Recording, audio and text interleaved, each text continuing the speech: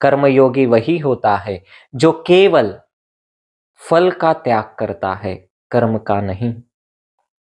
कर्मयोगी मनुष्य अपने संपूर्ण जीवन को एक कर्तव्य मानकर कार्य करता रहता है, परंतु उसमें से किसी भी कार्य से जुड़ता नहीं है।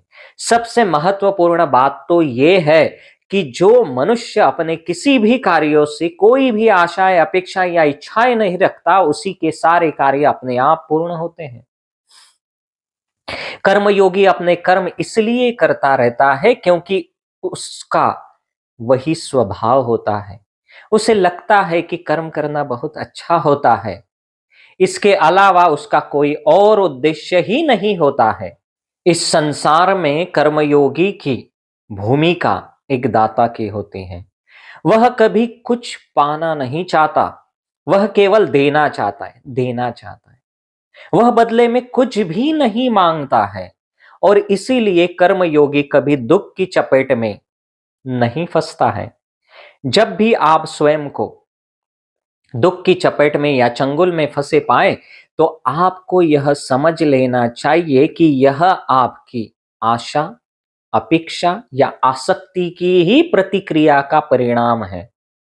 सफलता और असफलता, इन दोनों स्थितियों में जिसका मन एक समान होता है,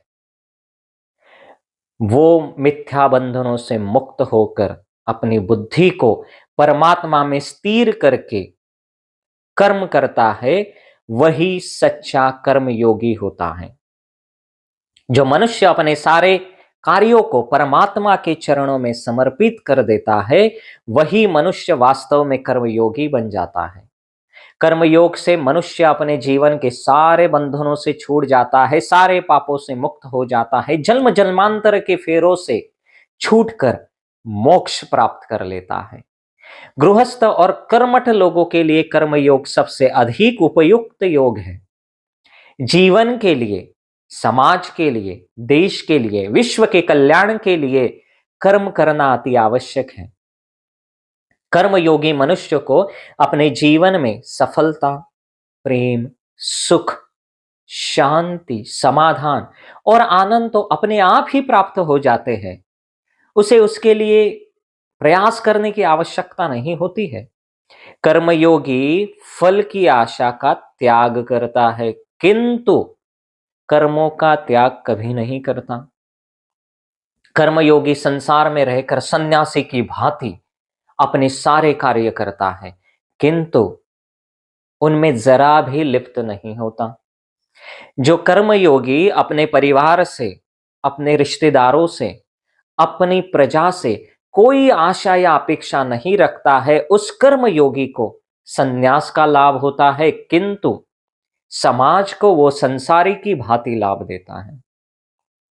अगर मनुष्य निस्वार्थ भाव से, निस्सीम प्रेम के साथ अपने परिवार के सुख के लिए कोई श्रम करता है, तो वो उसे अपने कार्य के प्रति किसी भी फल की कोई भी इच्छा नहीं करेगा।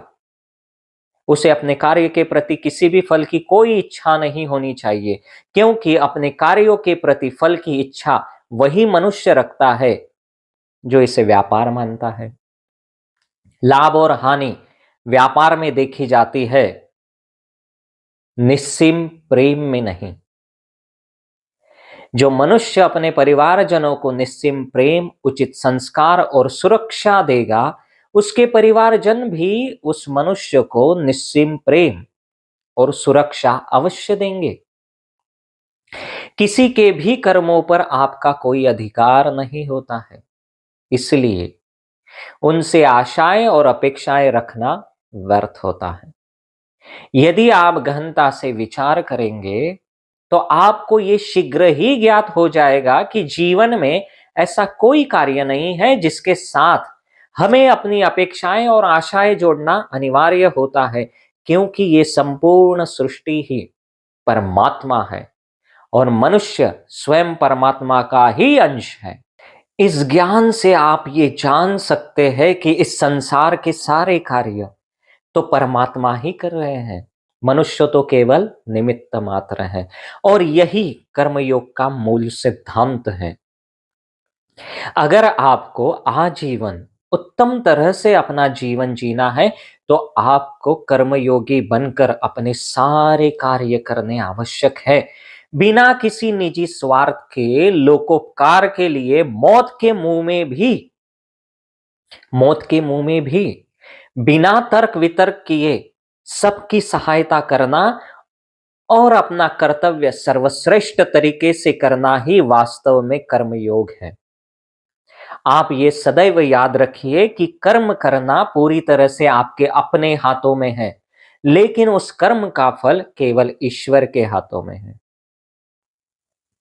इसीलिए बिना किसी फल की आशा या अपेक्षा के आप अपने जीवन में केवल उत्तम कर्म करते रहिए।